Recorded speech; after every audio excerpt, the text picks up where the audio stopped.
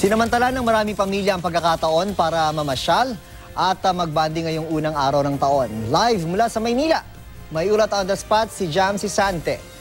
Jam! Yes, June, napakaraming pamilya nga ang piniling idaos ang unang araw ng 2017 sa mga pasyalan dito sa Metro Manila.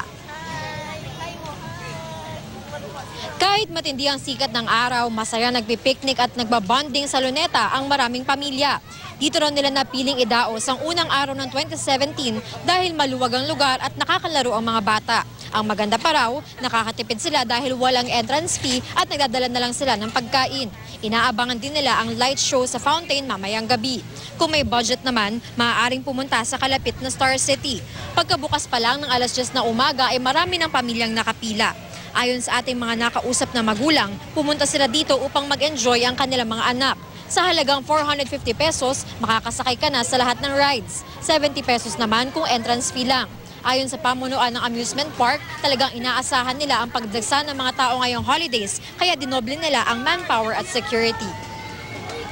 June, yung Star City daw ay bukas hanggang 2 a.m. habang dito naman sa Luneta ay bukas ito ng 24 oras. June?